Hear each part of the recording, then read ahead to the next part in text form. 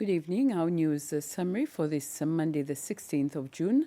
Seychelles is the only small island state in the 11 African countries that form part of the Executive Council of the United Nations Tourism Commission. Seychelles was elected during the 68th meeting of the UN Tourism Regional Commission for Africa, which was held last week in Abuja from June the 11th to the 13th. This will be a 4-year mandate that will end in 2029. Seychelles has also been selected amongst 3 countries that had shown interest in hosting the 69th meeting of the UN Tourism Regional Commission for Africa, and this is expected to be held in June or July next year. A meeting which is expected to focus on human resources development, promoting sustainable tourism, especially when facing climate change, is one of Seychelles' top priority as an Executive Council member of the UN Tourism Commission.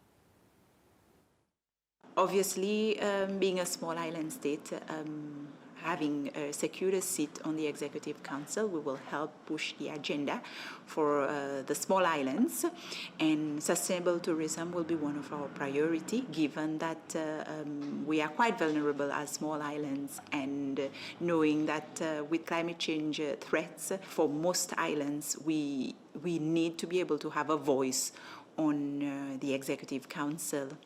But there will be other priorities, for example, having a proper statistics system. Measuring tourism statistics is very important, and now we have moved one step forward with measuring tourism statistics, where the world wants to also include sustainability as a form of measurement when you're measuring tourism. The civil society platform CEPS has announced the appointment of a new CEO, Tessa Henderson, whose appointment will take effect on the 1st of July.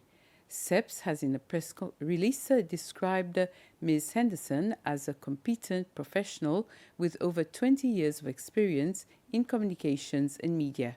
She has expertise in broadcasting, media policy development, civil society engagement, research, skills development, and leadership, among other areas. Ms. Henderson also holds a master's degree in communications and a specialized diploma in radio production. The first accused in the weapons and terrorism prevention case, Mukesh Valabji, had requested additional time to verify the weapons seized from his residence at Mont Blanc. The court granted him the entire day today for this purpose. Initially, he was allocated 1 hour this morning, but he stated that this was insufficient. It is worth recalling that the Chief Justice ordered the police to bring the seized weapons to the Court of Appeal for Mr. Valabji to inspect, and the police complied with this directive. After spending an hour examining the weapons, Mr. Valabji returned to the Supreme Court and reiterated that the time provided was inadequate. Mr. Valabji had previously informed the court that some of the weapons allegedly taken from his residence were not originally there. He further claimed that former President Rene had authorized him to store certain weapons in a concealed armory within the wall.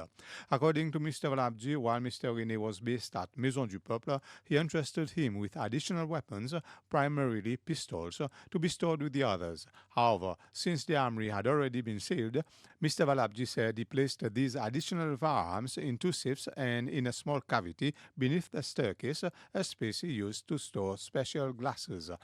Mr. Valabji is now in the process of verifying all the seized weapons against a list he submitted to the court, in an effort to distinguish those he acknowledges as having been in his possession from those he claims were not. In a show of solidarity and compassion, staff from the Trade Department in the Ministry of Finance took time out of their regular duties to participate in a special blood donation drive. The event was held today. As a part of the Ministry of Finance National Planning and Trade social calendar of activities, the blood donation drive aimed to promote civic responsibility while helping replenish the national blood supply. The event also coincided with World Blood Donor Day, which is celebrated annually to recognize voluntary blood donors and raise awareness about the need for safe blood supplies. The Ministry of Health provided the medical team to conduct the collection. Veronique Buitis, Senior Trade Officer at Ministry of Finance, said they were happy to contribute to the blood donation. We have 16 staff members that have come together to take part in these sensitization activities to help with the replenish of the blood bank at the Ministry of Health. Elizabeth Banda, Senior Program Officer for Blood Donation, said all health protocols were followed and the collected units will go a long way in supporting hospitals and patients in need. Usually when someone comes to give blood, the process is when they come, they are supposed to undergo screening. Some people, they believe that when you give blood, you might die or they will get everything out of your blood system, but that is not the case. When you give blood, actually there are more benefits to the donor than even compared to the patient.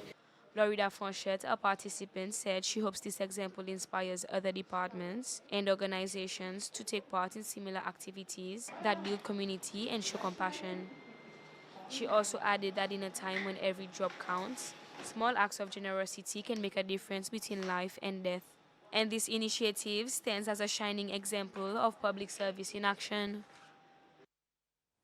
Students, parents, teachers, and past lecturers participated in the special assembly at the Plaisance Primary School today. This assembly was organized to commemorate the 30th anniversary of the school's existence.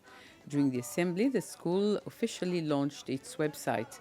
The website was created with a dream of building a platform that connects and inspires to share not only important information and upcoming events, but also lesson plans, learning resources, and student achievements. The ceremony included performances by students and teachers as well as local artists. Some teachers were also rewarded for their long-term service.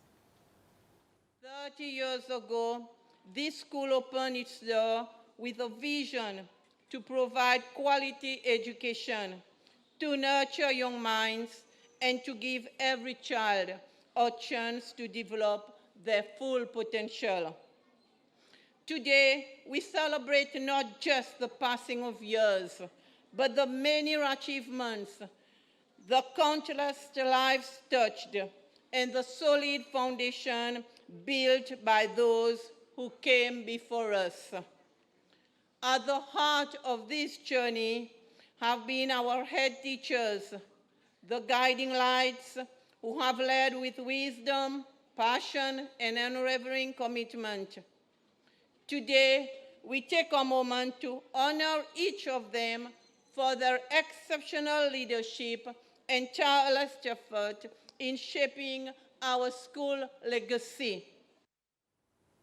The Disaster Risk Management Division, DRMD, in collaboration with the Ministry of Local Government and Community Affairs, the Seychelles Infrastructure Agency, and other local stakeholders, will soon be starting stabilization works in the Lugnol area as part of the Saint Louis Hill Stabilization Project. Preparation works are scheduled to start on Wednesday, the 17th of June, and are expected to continue for a period of 15 days. Residents of Lugnol and the general public are advised to exercise caution when approaching this section of the road and to expect increased traffic and noise levels due to the ongoing works. And with this, we come to the end of the news summary. Have a very pleasant evening. And next on SBC, a new cultural production, Cavalier aux Dames.